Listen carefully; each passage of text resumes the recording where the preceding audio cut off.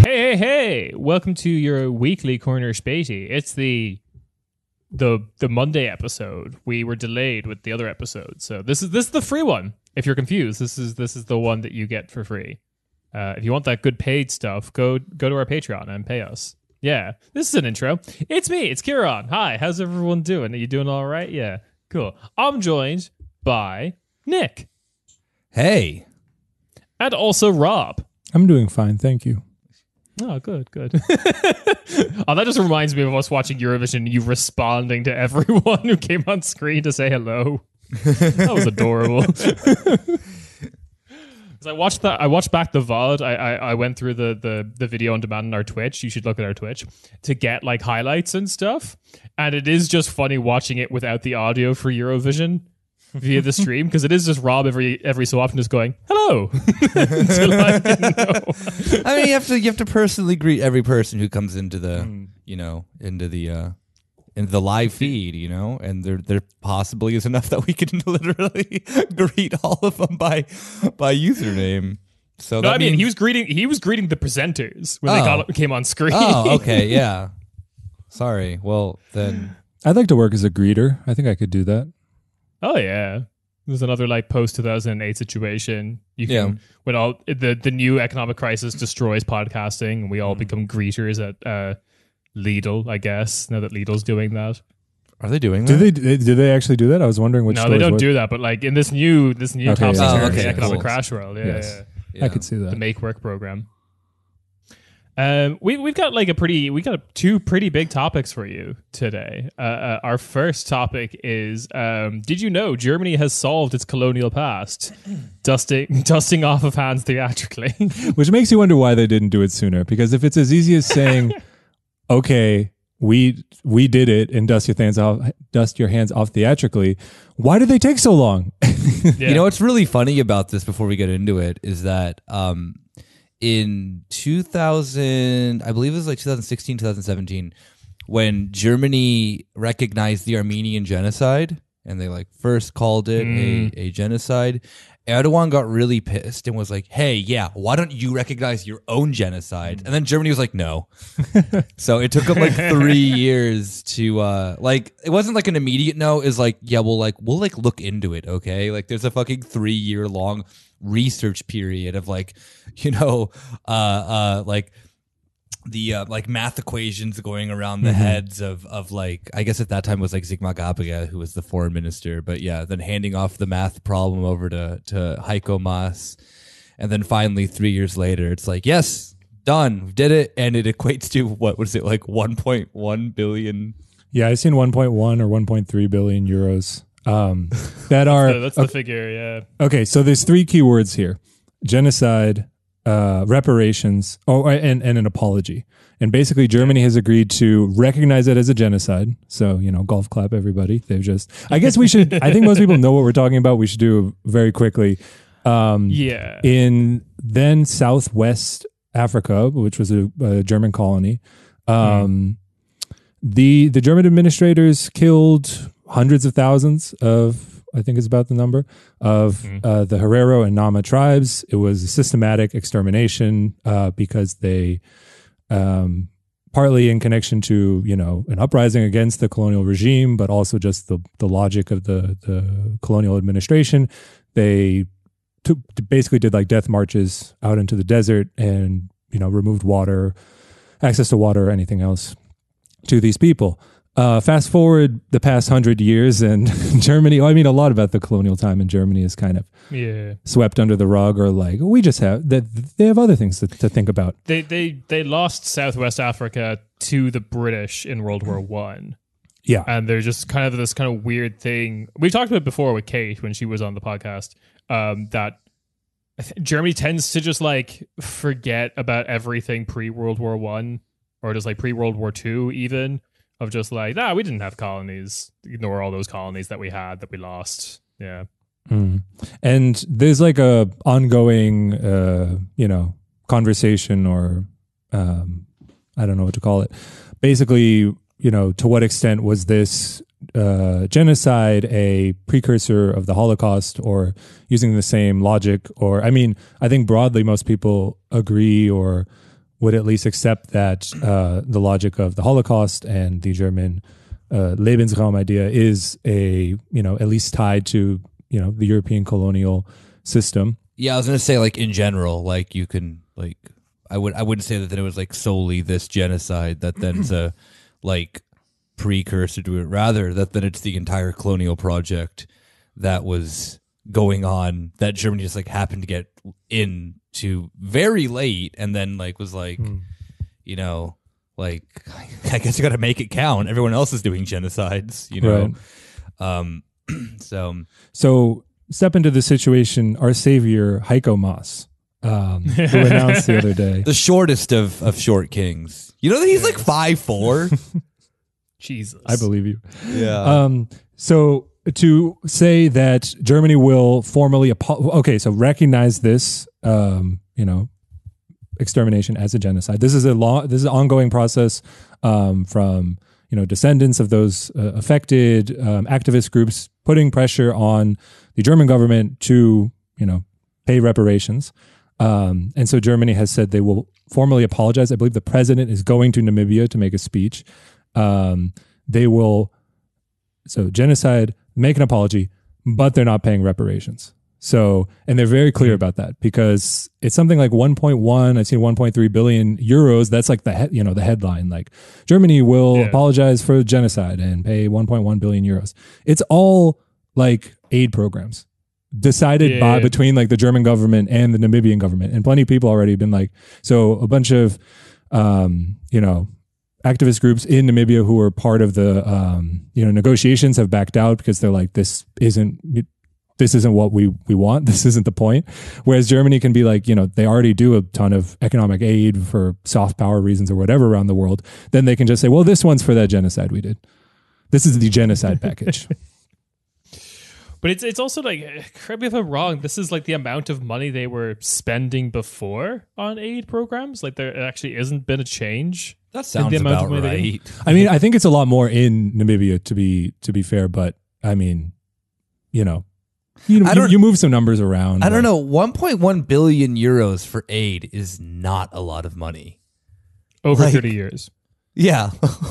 Like split over 30 years. It's not even a lump sum. No, yeah, exactly. That's what the Heiko Maas, the master negotiator, will get you. Yeah. Yeah. That I would guarantee that they like spend that much in aid already. How much is that per year then? I can't math. Jesus, 1.1 billion. Let me crack out. What's 1/30th of a billion? I don't know. Like 33 million. Oh, okay. So I have a quote here. Hang on. So what is this aid program supposed to do? I have some examples for you guys. So watch it just become a thing of just them putting like "We're sorry" posters everywhere. Honestly, it could be. So they have quote, communities of Herero and Nama descendants, which form ethnic minorities in all of the 7 affected regions. So these regions of Namibia where this took place are meant to be involved in the development of the specific projects. So pretty vague. And like involvement will be had. And again, as I mentioned before, most of these individuals who have been lobbying the German government to do something about it have, either have called to reject the deal. It still has to be signed, I believe, by the Namibian Congress. People have said that they plan to embarrass the German president when he comes to give this formal apology. It's by no means a done deal, but the German government says, and here's also a quote, from their point of view, the German side's position is that it has negotiated the agreement with the Namibian government representing the country's population as a whole, and that deal does not stand or fall on the approval of Herero and Nama descendants groups. Oh, cool. Pretty clear. Yeah, there was protests in Berlin from these groups who live in Germany that were very mad about the this thing, the supposed deal. So that's I don't know. It feels just like very stereotypical of like a former colonial power just doing the thing that former colonial powers do of, like you said, wiping their hands clean, and then now they can go along their merry way. And be shit in 1,000 other different ways that they're already shit in. It's I'm trying to think of like an equivalent of just like, I don't know, the British tried to pay reparations to the damages they did to Native American communities, and they negotiated that deal with like the White House and no one else. That would just be like the farcical kind of nature we're talking about here. I mean, like, that would be. I can guarantee the only country that would do reparations dumber than this would be the U.S. Like, again, it's not reparations. You're not allowed to use that word. I'm not allowed to. Heiko Maas is going to just like bust in the door, and then I'm going to have to like kick a short king's ass. I found the details, by the way. So these billion euros will be used toward, I'm quoting from The Guardian here, projects relating to land reform, rural infrastructure, water supply, and professional training. What is professional training? I don't know. They're training the Namibians to be podcasters. Oh, hell yeah. Okay. Well, then in that case, the money's going to good use. Yeah, I don't know. That is so fucking fake. Yeah, no, this is bad. 50 million of it will be used towards setting up a foundation for reconciliation between the two states, including cultural projects and youth exchange. That just sounds like a massive tax break in the making. That's what I mean. It's not even like, I feel like it's just like one, like, again, it's like an aid package that Germany uses for its soft power anyway, that it's like, well, needs a catchy title this time. Let's call it the genocide. Yeah, we've put a like, yeah, we've reskinned. We've reskinned what we were already doing.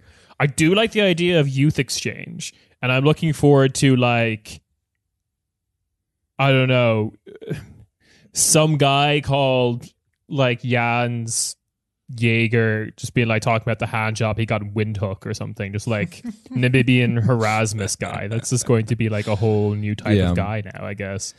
The thing that's kind of also like really weird about this too is that these aren't really related, but this was they opened up the Humboldt Forum like relatively recently. I mean, I think it was actually like during Corona, wasn't it? And one of the main exhibits in it were like this. It was this very it was this exhibit on German colonialism that was in like the worst taste ever that you could possibly imagine. And there was, weirdly enough, like Jan Böhmermann did a really good like run through of this. Like, got to give credit where credit's due, of how like there is like this building that is a like harkening back to Germany's colonial past, the Hohenzollern Prussian whatever kingdom, empire, whatever. Yeah. And then internally within this hideous building is then a very unaware like collection of these artifacts and whatnot. So there was a call from like Jan Böhmermann, weirdly enough, to like I don't think he because he's like not radical, but it's kind of like the thing of like, damn, you should like think about this, instead of like the radical thing would be like, please give them like their things back. Yeah. Yeah. I mean, people we need to do an episode examining Jan Böhmermann, because he's like, I don't even want to. It's not worth it. No one knows who he is outside of Germany. I'm listening to that Rob giggle. Rob's down to do this. No, I'm always down to clown about Jan Böhmermann. Yeah. What? He's just a worse, more liberal, not funny version of John Oliver. There, boom, episode over. No, there's more. There's more to unpack here. We simply do not have time. No. Yeah, I do want to emphasize that there are two pretty clear demands from again, the Herero and Nama, the groups representing the Herero and Nama descendants and those affected, which are direct payments, which means reparations, which again, the German government has ruled out because it's all about the German government, right? Like, well, we have this money, so we're going to spend it our way. We're not going to, give people money? We can't do that. We're going to give you an aid program. It's mine. I spend it. And the second, of course, is the question of land reform, which is a pretty important question because basically, since the German colonial time, that is when, and of course also during apartheid, when the area was controlled by South Africa, most of the land ended up in the hands of white people who own most of it. And that's still the case today. The government didn't. The government has had. There's an article we can link to in the show description. The government since the 90s has basically not wanted to expropriate land. It's been if people want to sell, then people will buy. Like that's it. And so it is funny that the German government says, we will do something about land reform, which is like, well, you kind of caused the whole land, this whole differentiation in who owns what land in the first place. So what is a project about land reform? It's probably just going to be like, damn, that sucks that all these white people own this land. Nothing we can do about it. Moving on to the next, back to the club in Windhoek. I'm definitely expecting it to be just like a very like neoliberal, like incentivized, like land reform is going to be like how to make more landowners, but through like market mechanisms, like it's going to be like a very, like, it's not going to be expropriating any land. It's going to be, they're going to, what? Heiko Maas arrives to fanfare in Windhoek with a giant crate. And he's just like, yells, the German for who's horny for this one. A raucous applause. And he cranks open the giant crate, revealing a 3-headed Cerberus-style dog just simply labeled Airbnbs fucking everywhere. Just lets loose on the city. That's what I envision. I mean, I think that this is, if there's a silver lining and like a good thing, is that recognizing it as genocide is some step forward. That same article I referenced, there are a lot of groups like especially as far as I understand it, let's call it like the richer white neighborhoods of Namibia. Basically, like their bookstores will have like a prominently displayed book about how like it wasn't a genocide. So if like, if like at least it is one, like if the German government's like even they're admitting it, then maybe that can trigger some snowball effect. And this is an ongoing issue. There are groups pushing the Namibian government for land reform. It's the same. The SWAPO has been the same party in charge since independence in 1990. And even they're kind of against recognizing it as a genocide because, basically, I don't know, they're a conservative ruling party now. I think they've said things like, we don't want to open up the past, and activists also want to, like, they rejected a Truth and Reconciliation Committee offer from post-apartheid South Africa because, I don't know, they just said no. So there's an interesting, I mean, I guess to kind of like describe Namibian, like white Namibians in particular, if people are probably a bit more familiar with the maddening besieged mindset of Afrikaners in a post-apartheid South Africa, like a good deal of them are just, especially in that western part that's called like Orange something, I can't remember, but like in Dutch, like they're just like incredibly insane. They're fitting their cars with flamethrowers because they're afraid of their cars being stolen and shit like that. It's that but worse for Namibia. Namibia's history is so strange, but I there definitely has to be a very innocent, this is one for the bonus feed maybe, there has to be like attempting to be innocent documentary about like Germans who live in Namibia, made by like DW or something that we have to watch. Well, there is one German who lives in Namibia.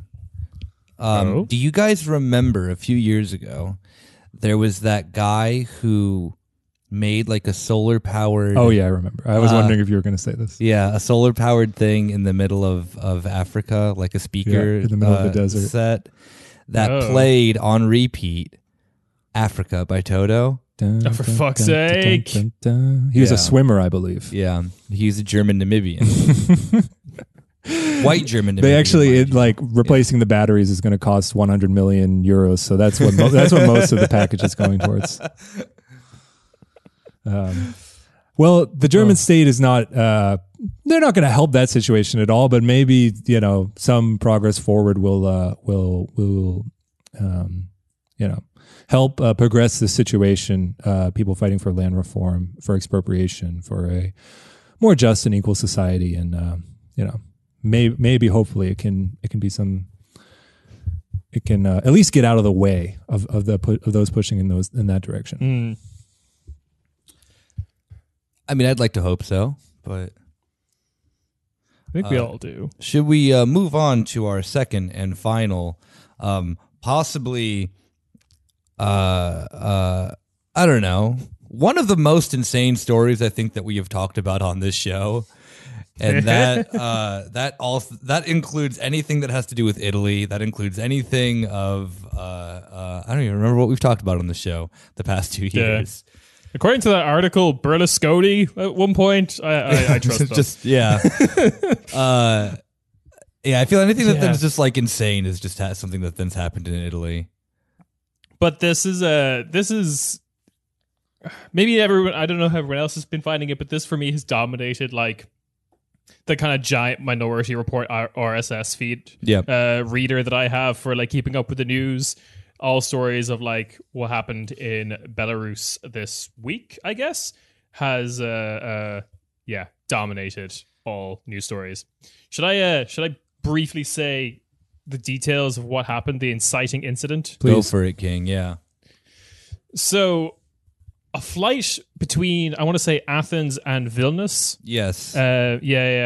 Was pulled down by air control in Belarus, basically stating you need to make an emergency landing. They lied, by the way. They're like, there's a security threat on board. We'll get to that. Okay, It gets so ridiculous. Yes. Yeah. Air traffic control in Belarus while flying over Belarusian airspace. Which I guess the Earth is curved, so you have to do that.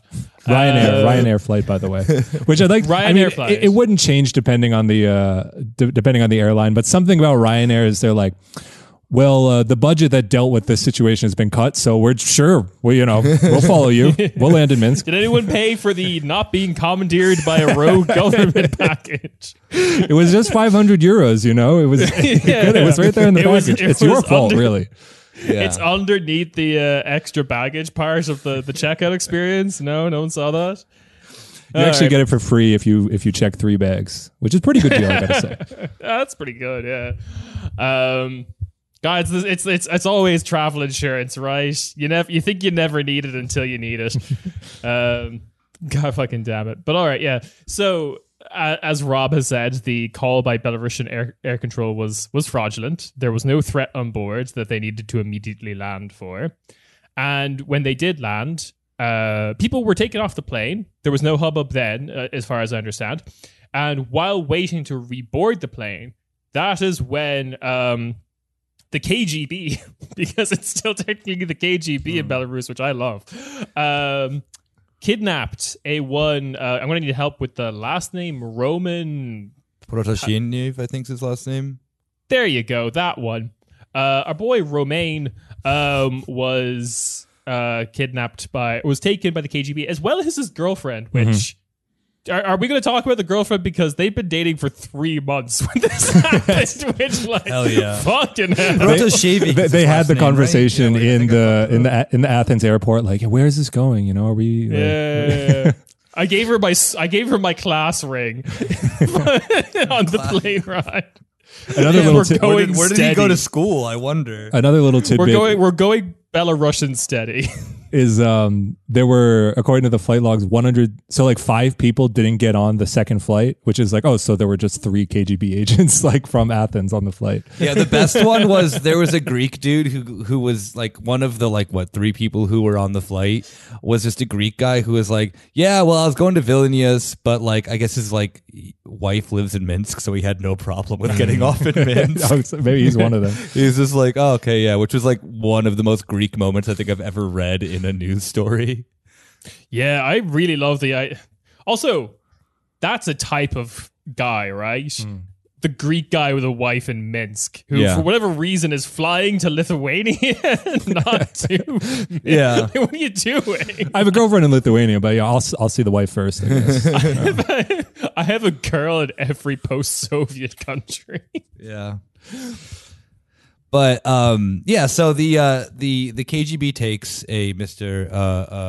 Roman Porashevich is his last name. I don't really like. Pull it up?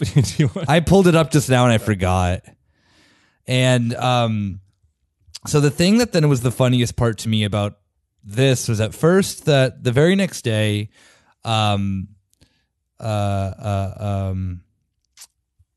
just forgot the leader of Lukashenko. Lukashenko. Yeah, Lukashenko. Then tried to say that it was that Hamas. He got word of that Hamas was hijacking the plane, and he needed to down the aircraft because of that.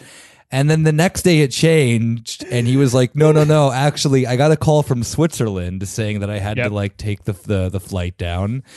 And Radical Romansh separatists. And then it's just kind of like Lukashenko's kind of shut his fucking mouth in the last 2 days, and Russia has taken over the discourse, where the UN envoy makes it sound like it was happening on Twitter. Yeah, the UN envoy to the of Russia went and kind of defended Belarus, not really defended Belarus, but was saying that then what they did was in their legal framework that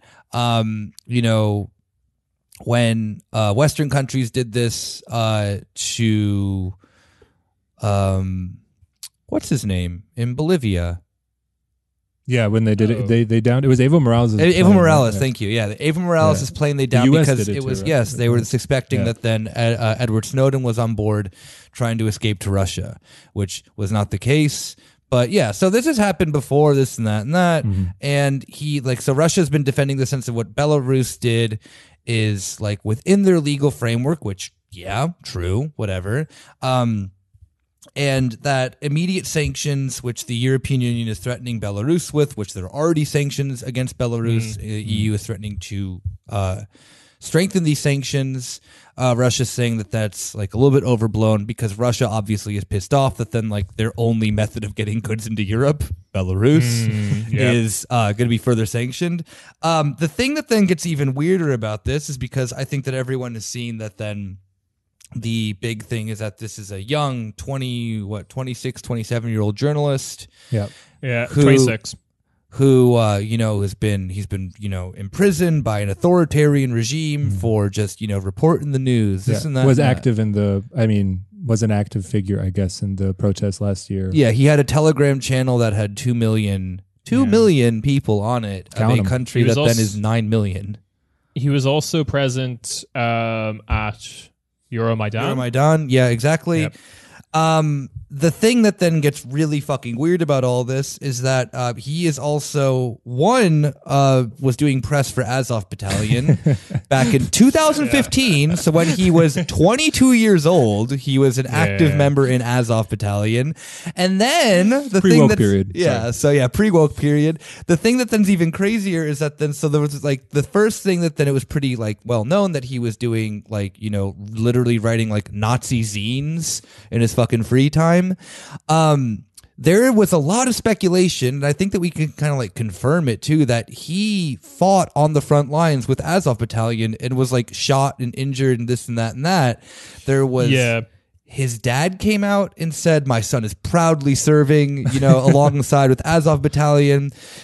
His dad has rolled that back, being when I said serving, I meant with the pen and paper. Which the pen is mightier than the sword. Which the even keyboard. if that is okay, but here's the thing. Okay, here's the thing I want to get into this discourse, because people really pushing the Azov battalion thing are somewhat unreliable sources. But the thing that Belarusian I guess the this guy press, Belarusian opposition, is kind of landed on is splitting hairs on no, he didn't fight for the Azov battalion. He was just there writing press for them. He was making Nazi poetry. That's not great either. Yeah. So then in all of this, all the speculation, all that, there have been now a string of pictures of him coming out just with strapped up with AK-74s and shit like that, wearing shirts that have swastikas just emblazoned on them it's nobody's fucking business. And the best thing about it, which I'm 99.9% sure Radio Free, whatever the fuck it's called in Ukraine and Belarus, did an interview with him proudly endorsing Azov battalion. Where he had a pseudonym, right? Isn't that? Yeah, Kim. No, yeah. But the picture that is of him with the blurred out face is a picture of him. I just want to say, because maybe the listener's having the same reaction, like when you first, so like Lukashenko gets up and says like, yeah, he's a fucking Nazi. It's like, the same, like the same with the Hamas. Like, yeah, you just stick whatever, you know, you throw whatever at him. And then it's like, damn, he really was in the Azov battalion. I like to imagine that like he has some friends or someone he served with who's like, they think he's a pussy nerd who was just a journalist. He was fucking doing it. Send release the photos. So my man is fighting for what he believes in. Yeah. So there's a lot of stuff here. I want to catch on two things, because one, I find the like weird kind of defense of him done by like I've forgotten her name, kind of press. What's the leader in exile, the YouTuber's wife? Oh, Svetlana Tishanovskaya. Explain. So what's with the YouTube? What's with the YouTube situation? Who is she? You don't know who she is? How long? Were you not there for the episode? Were you not there for the Belarus episode? No. Okay, yeah. You're Well, then probably I guess we can clear this up. So, after the elections in Belarus, which every opposition, like there was like 40 opposition candidates, ranging from a YouTuber to business people to bankers to this and that, who were all arrested, and the YouTuber's wife, Svetlana Tishanovskaya, became the sole person of the opposition, who then immediately during the elections fled to Lithuania, and declared herself the opposition leader of all of the opposition movements. But her husband's a YouTuber who has said on multiple occasions that if she were to have won the election, he will be instated as president. So she is not allowed to she is not allowed to be president. Then fast forward to then where we are today. She took over his ticket when he was like trying to run, but he was arrested before the election could happen. So she's now, but she's like championed by some people. The CDU fucking loves her. She spoke at the CDU's party congress. Macron just invited her to G7. So, I but like, want to go to G7. So that whole like the pro Svetlana press, I guess, like that kind of like very, Team Svetlana, if you will. the what I would call like the incredibly toothless opposition, the weird liberal toothless opposition to Belarus, which let's not get it confused here. Lukashenko is terrible. Lukashenko is an absolute piece of shit. And the thing that makes me so mad about all of this shit is that like in Lukashenko literally being just that dude who just like stumbles on his cock all the time and still is like somehow in power. This is like exactly one of those things. Like there's been like the stuff with Tishanovskaya, like is a completely irrelevant opposition who the West is hailing as being the, like the democratic opposition. Her own like group is declaring her the leader of Belarus in exile, which is fucking psychotic. And on top of all of it, like Lukashenko doesn't have good relations with Russia. So it's like all of this is done within the sense of that then like depending on like how Lukashenko and Putin are feeling that week, it's not that like they have a really like strong ally in Russia. Russia has Belarus's back simply out of just like necessity and geography reasons, not because like that they're like allied ideologically with Lukashenko, you know? Yeah. So there's Belarus is a very strange one, and I also just want to draw attention to something about Roman that's, even if you don't believe the Azov battalion thing, because I can't get over the fact that like one of these kind of recurring jokes that we have about these countries is true. Like they're all Nazis. every time something Ukrainian or something Belarusian occurs on Euro Vibes, you're just like, oh, members of Azov battalion, quick joke or whatever. Like I made a joke to myself about that when I first read that. Just like, it's like, oh, well, he's gonna just end up being in the Azov battalion, and then reading like 20-30 minutes later of like, oh god, he actually was in Azov battalion. But even if you don't believe that, because I think there's reason to call that into question, I do want to draw attention to another group that he's a part of, and this is like unambiguously a part of this group. He's I don't think he was ever a leader of it or anything, but the CIA. He's a part. So, Yeah. Imagine if he was leader of the CIA. I will get to that. He was a member of a Belarusian youth resistance group that's Those words sound horrible together. Oh yeah, wait until you hear what it's called. Registered in the Czech Republic. It is a Belarusian nationalist group, a Christian democratic group. It is called Young Front. Young Front. Fuck. Sorry. Yeah, they're genuinely terrifying thing. Let's see. Let's go to that controversy section, that sweet controversy section. In classic, all kinds of like post-Soviet, post-Warsaw Pact countries, the people they champion as like the correct Belarusians or the correct history of Belarusians were these leaders that existed in the interwar period that, surprise, surprise, all facilitated the Nazis. Yeah. So yeah, this is the really tragic thing about a lot of like resistance in Belarus and Ukraine. I think Ukraine is a bit more diverse. I think a problem occurs with Belarus because the current leader Lukashenko is kind of like trying to claim he is the successor of communist like Belarus. Like it's very hard to have like a left opposition because he'll just go up to you and like put his thumbs up and you're like, okay. Yeah, that's the thing is that Russia, like at this UN conference, was like, yeah, we captured a neo-Nazi, this and that and that. It's like, oh, you're like anti-fascist now since when? Like, yeah, right. This is it. Yeah, it's classic Cold War shit of our Nazis are better than your Nazis. But like okay, so all the resistance in a lot of these countries, and we said a lot of these things when we talked about like the white and red, the white, red, white flag kind of people in Belarus. Yeah, Nazi emblem, yes. Yeah.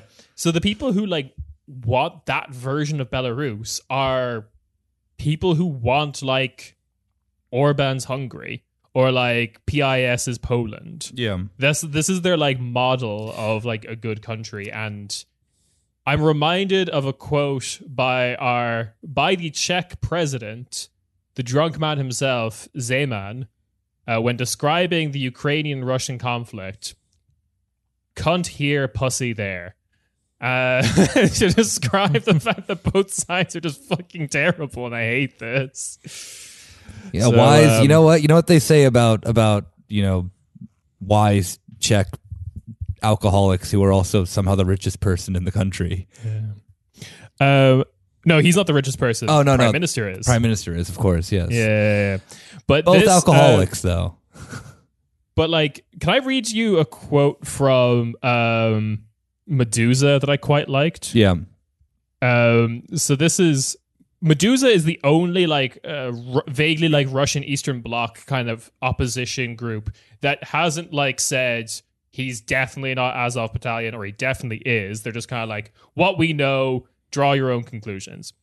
But they cite an interview that a Belarusian news outlet called Nasha Niva did with an anonymous Azov battalion soldier about, hey, do you remember this guy being in the unit? So here's what the anonymous Azov battalion soldier said, trying to remember this guy Roman when he was like in the unit. I remember him from Azov, outside Mariupol, where Azov operated a training base. He was this young guy. Beletsky, the leader, didn't trust him because he showed up and started with, so where are all the other Belarusians? Let me at him. End quote. People figured he was collecting information, so there was never much trust and they didn't involve him in any operations. He did a bit of basic training, took some selfies with a weapon at the shooting range, and probably realized that he wouldn't be joining the team, so he left. Did he fight? If so, I don't think it was for Azov. Because this is the other side of it. It was for the other more insane Nazis, the ones that you don't know yet. Because before this incident happened, he definitely wanted the people in his circle to think he was this cool. But I don't think he is. I think he showed up to Azov Battalion. I find this very believable. He showed up to Azov Battalion, was very clearly like press, and they were all, and just like, I don't know, this sounds like a white middle class person buying their first drugs. Like this. One drug, please. It's the Always Sunny in Philadelphia bit where Dennis is like, "How much do you want?" It's like, "1 rock." 500. Like, where are all my Belarusians at? Like, yeah, because this guy is. But that I still think picks a very not great character. Someone who tried to get Azov Battalion to think he was cool. Yeah. That's definitely, I feel that struggle. But what's the quote from the anonymous Azov Battalion person said that he was collecting information? Is this like some intelligence something going on here? What's that implicate? Is there any implication there? I guess my reading of that was just, if you're a member of Azov Battalion, you probably just don't trust anyone who isn't also a member of Azov Battalion. Like they probably just don't have any distinction between like genuinely curious journalists and moles working for Russia. They don't see any distinction. They're like paranoid of all of them. Well, I doubt that he's a mole for Russia. I really legitimately think that he is. I have a few theories about this, but the one of them kind of I have to introduce this one thing of that then with back to Tishanovskaya. There was, I don't know if you've seen this, there's like this really weird thing of like these like Russian like pranksters who like pretended to be her on a Zoom call with the National Endowment of Democracy. And ladies and gentlemen, we got her. And oh man, I love Russian jackass. Let's go. They published this call that they had. It's like it lasted about 20 minutes or so, and they were talking about how like There's some Russian guy doing like female Borat voice. No. It was they had a woman who was like a friend of theirs do it, and so they're like discussing with supposedly Tishanovskaya how they are going to assist her and give her all the aid that she needs, so that she can get in contact with who she needs to get in contact with. How she then can build relationships between Ukraine, and how she can build relationships between the Russian opposition, this and that and that. Typical U.S. power moves post 1990s. This is how regime change happens, more so than the old strong-handed way of like the CIA overthrowing your country. And then like 20 minutes into it, she's like, oh, like the person who's supposed to be here is like, yes. Well, like I've been told I look like shit, and I want Gucci and I want Louis. Can you give me money so I can wear designer stuff? I heard that's what people like. And the head of Ned is like, yeah, sure. And the rest of the people on the call are like, no, we can't do that. Like, I think that we should move this call to like a different channel. And then they start like, obviously showing that they're a joke. They're like someone else gets on the phone like, this is the Belarusian KGB. We've heard everything that you've said, blah, blah, blah, blah. And they just like one by one start leaving the call, this and that and that. But so like there is this like obvious thing that there is, regardless of what like your opinion on the matter of it is. Svetlana Tishanovskaya is this person who is picked by the West now at this point to be a Navalny figure, because now they finally have this person. It's pretty clear that the channels have been opened up. I legitimately think that then our good pal Roman is involved in this in some way, because remember, he did have the largest Telegram channel in Belarus for the opposition of 2 million people within a country of 9 million people. So everyone and their mom, it seems like, was maybe not their mom, but like lots of Belarusians are tuned into this. I think that like the methods of obviously doing that, you need to have, a little bit of connections more so than just like word of mouth to do it. It's all like pretty speculative.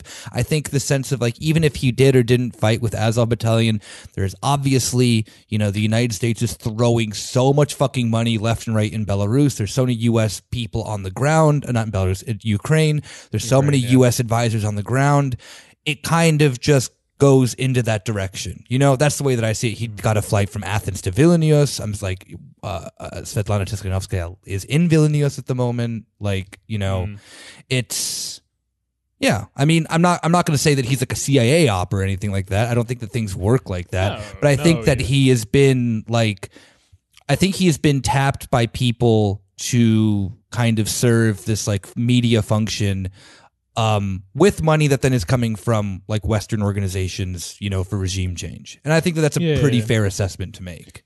Yeah, because it's always the case that like Belarus, like any country, you can find a Belarusian who will agree with anything. Like if you have some insane opinion about what the opinion, if you have some insane opinion about what Belarus should be in the future, you will find a Belarusian who agrees with that. Same thing. It's like the same thing here, the same thing in the U.S. or whatever. Like you're gonna have like a bunch of people along the political spectrum, and but like Belarus is not a monolith of like the opposition and Lukashenko. Like like even with the protests that happened in Belarus, like this is something I think we made very clear on the episode, but we can reinstate it again. Like resistance to what's happening in Belarus, resistance to Lukashenko is not, at no point are we saying is not worthwhile. It's just the opposition figures, kind of like in Russia as well, that become the favorites of countries in the West are kind of shitty. Like are bad in the worst case, like particularly in Russia. Like the thing I always get with like Navalny is Navalny kind of wants to recreate the conditions that resulted in Putin. Like he wants to recreate the conditions that like was Russia in the 90s and early 2000s. And it's like I just don't understand like how that has any long-term viability. Belarus never went through that because Belarus had like this weird, far more gentle transition out of like the Cold War, due to their kind of like insane protectionism. But like it's always like, and also just like everything I read about like Euromaidan now, like almost 10 years away from the event, just flies in the face of everything I was told about Euromaidan back when it was happening.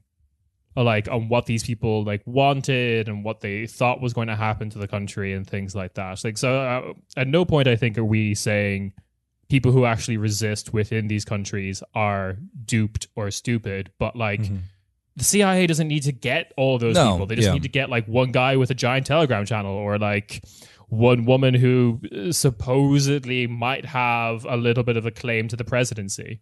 Like, sure, we can joke the fact that her husband didn't even want her to be like, she was going to be in the office for 5 minutes to then pardon him and then he will be president. But like, that's more of a claim to the presidency than I have of Belarus. But it is just, it's insane. I don't know. It's real. Like, I know everyone says now is the time of monsters, but every time I look at Eastern Europe, I was like, yeah, damn, now is the time of monsters. There is like nothing here. The new is being waited to be born. Yeah, I think that then it really is the sense too of like with Navalny and like with I guess like Tishanovskaya falls into the category because she is willing to align herself with anyone. It seems like even CDU. Neo-Nazis and whatnot. Clearly, it really just kind of shows how pathetic the West is in their like willingness to do anything for what is just going to be economic reform. They don't give a shit if like they become, like you said, like an Orban style, extremely authoritarian quasi-fascist state, as long as they have market reform, because Belarus has a incredibly controlled, it's not even like a nationalized economy. It's just like a clientelist economy. It's like kind of ish like Russia's, but like less oligarchs, Because there's less money. Yeah. And there's it's just like, it really is just sad at the point of that you'll see that what the West will do simply just to open up markets. Because that is simply the end game. There is no discussion of like, there's like, it's not because of fucking human rights. It's not because of democratization. It's not because of this. It's not because of that. And you don't need to like look too far back in history, even in Europe, because everyone says this is always a thing that then like this only happened in like, in like countries that you don't care about and this and that and that. I mean, like there have been like, countries in Europe. I mean, even currently in Europe that are, I would argue, quasi dictatorships that the West is simply okay with because they allow them to like do what they want economically. Hungary, Turkey, Poland is becoming more authoritarian. Turkey is a very particularly interesting one because like when it's convenient for the right liberal commentator, Turkey will not be considered the West. Yeah, because they're spooky Muslim country. Yeah, but they're in fucking NATO. Like, yeah, exactly. So I think that in seeing this conservative push that we're seeing throughout Europe, it legitimizes the right to get behind Belarus even more, because if you look at the people who are the most vocal within Europe for regime change in Belarus are quite conservative members. I mean, you mentioned Macron invited her to G7. The CDU is like flying that flag more than any other party in Germany. The Polish free market parties are incredibly vocal about their support with Tishanovskaya. And the list goes on and on and on. We're like, I think that it's fair to then make, when Jeremy Corbyn made a statement being like the imprisonment of a journalist is like not right. That's a fair statement. Yeah, I often come back on the kind of like the method they went about doing this. It's insane, terrifying. Yeah. I also want to bring up, just because the articles mentioned it too. It's not the first time since the protests that someone has been detained by the government. People have died in custody under strange situations, and according to their like super villain ass quotes from some people in the government, this is not like, this won't be the last person, or maybe even, I mean, it might be the last plane they take down, because maybe that raised too much attention, but they certainly plan to there was some quote like, we know where you all are and we will get you, basically. Well, that was the thing too with this, is that apparently that then there was a lot of speculation then of a massive amount of contact between Belarusian, I guess they're called the KGB and the SFB, before picking up him in the air technically, but over Belarus, is that there was, it definitely is like a kind of, if you find like Cold War spooky spy game stuff interesting, this is like the one country in the world where this still happens.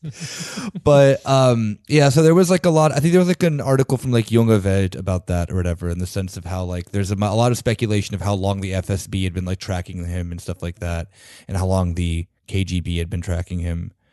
But yeah, so when I do legitimately believe when the police and the Secret Service of Belarus says that they know where all these activists are, probably not lying. It's probably not. Well, who else isn't lying? I saw that, I'm sure other countries will do similarly, but like Lithuania, I think, expelled a couple diplomats because they're like, yeah, they were working as like, spies, basically implied. And it's like, yeah, everyone already knows everyone else is. Yeah. It is just a big, like, I don't know.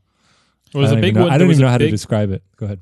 There was a big push, like big. I don't even know the correct verb for it, but like getting rid of Russian diplomats in the Czech Republic recently as well, due to that like weapon and munitions explosion shit that happened. The interesting thing that I saw in the Financial Times, which I think is quite illuminating, is just the like, there's not really much you can do to stop this. Like from the outside perspective.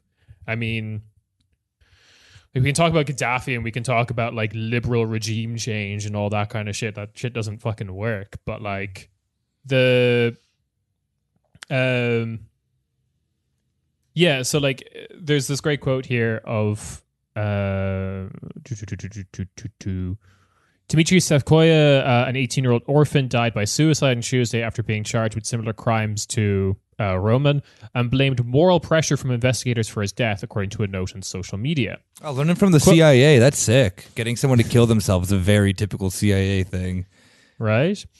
Quote, "It's a logical continuation of what we've seen in the past few months. Nobody stops the repressions. There's no reason to, and they continue," end quote, said Artyom Schreibman, a Minsk-based non-resident fellow at the Carnegie Moscow Center. "Society isn't rising up again, and new sanctions have all been completely unserious so far. So why should he stop?" And it's just like about Lukashenko. Like, there's basically nothing you can do. Like, Belarus has basically operated in this weird liminal space between the old East, I guess, not China, but Russia, and the West for ages. And they're and they were living comfortable lives. Like all descriptions of like Minsk by whenever we talked to Milo about doing shows there, it was just like, it's kind of just like rich, comfortable Russia. It's just kind of like Moscow or St. Petersburg, but forever. Kind of thing. It just kind of continues. Everyone was quite comfortable. Like the reason we talked about when the protests were happening was the economy had gone sour for like the first time in ages. And you can look at the history of Belarus being like sanctioned to dog shit, with George W. Bush calling him the last dictator of Europe and whatever, and be like, how the hell did they have a functioning economy so far? Like it's they managed to World make of tanks, things work. baby. World of tanks, basically. And tractors, I believe, is another big one. But like, they've made shit work in much worse situations. And it's like, yeah, I just don't, like, there's nothing you can really do from the outside. That's upsetting. You know what I think of it? Maybe this is a dumb analogy, but you know, like in Bitcoin or something, like the idea of whales, that someone have like some people just have tons of it, and like they control market movements much more than any individual. But there's like, especially when it comes to like, now I'm just gonna talk broadly, like with Wall Street bets or something, the whole GameStop thing. There's like almost like I don't know if populist is the right word, idea that like we're all doing this and we're taking down the big, you know, company or whatever it might be. And like, it's almost like this, I don't know, general decentralized movement or uprising, but like there are whales everywhere. Like, and they're really like tons of money was made off that Wall Street bets thing from like the other side.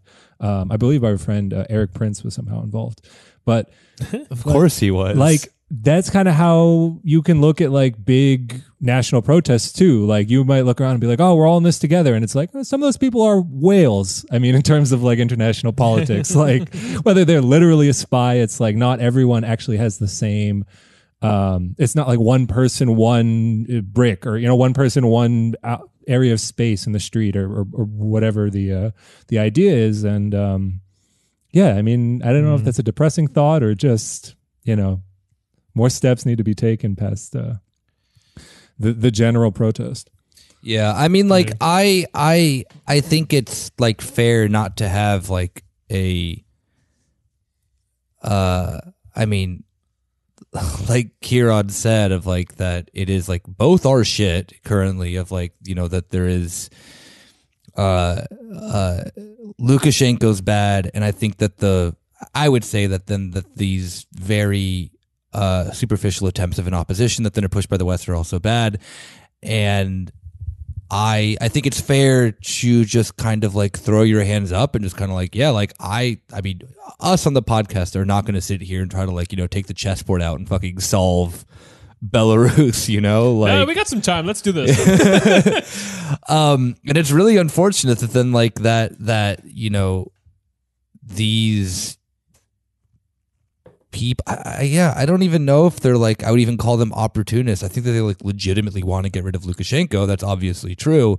And this like ability of the West still to kind of like sour every movement that then is, I mean, we've seen this in Ukraine. Like Ukraine didn't get fucking solved because like Europe backed the chocolate king of the Ukraine. chocolate king, yeah, you know. Yeah. And Belarus, if it imploded like that, would be a worse version of Ukraine, and not because like not that there would be like a civil war. There's no land that then Russia is going to want to come and claim from Belarus. You know, it would just be like the bad 90s of what like the Baltics had and stuff like that. You know, like you mentioned how like Belarus has been kind of more or less unscathed by these things, and countries comparatively. But yeah, like compared to the fucking Baltics, or like compared to Russia, where like the fucking like life expectancy, the mob is the government now. Yeah,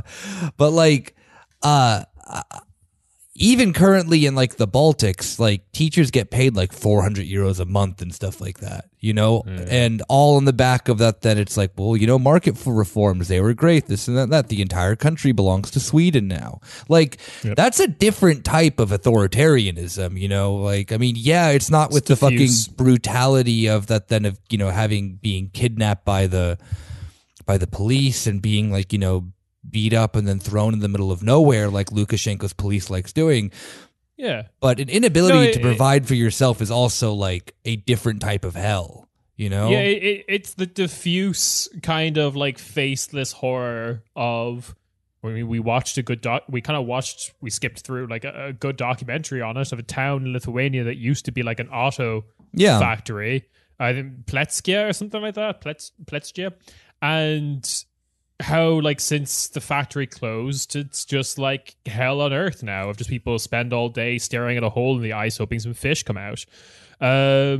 It's just I guess my problem with all of these kind of like movements that have occurred, these I guess like almost failed color revolutions, is that like anyone who claims to be the head of them should immediately be suspect.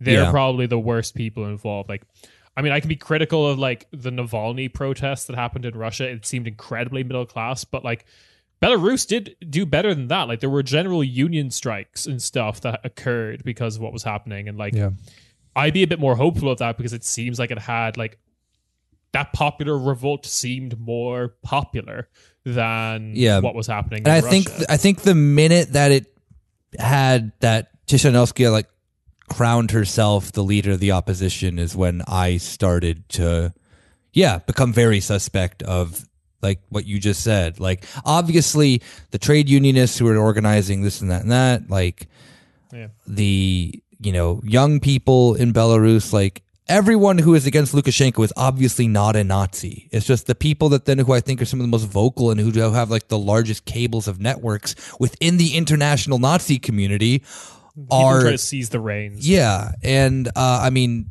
like it is unfortunate. It really fucking is unfortunate that then like you have this in the background of like a legitimate dire situation, of like things are really bad in Belarus. Maybe not as bad as they were last year, but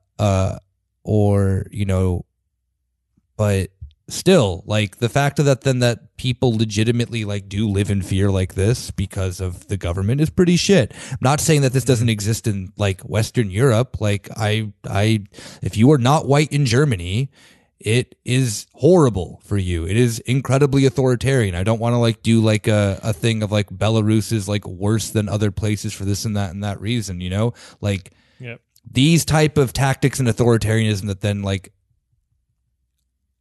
Lukashenko does that get a lot of attention are like, it's not the only place, like, I'm very much looking forward to the French election next year where Le Republique en Marche is going to attack Front National from the right. Yeah, exactly. So it's like, I find it all again, like just like exactly that. Like I do find it super disingenuous as well. But then like Macron being like, wow, democracy. And he's like literally created a police state, Talk about then this. I mean, like, look at then the sense too of like, people who've been tortured by the police in like countries like Greece who are being hailed for their 40th anniversary of Europe this week.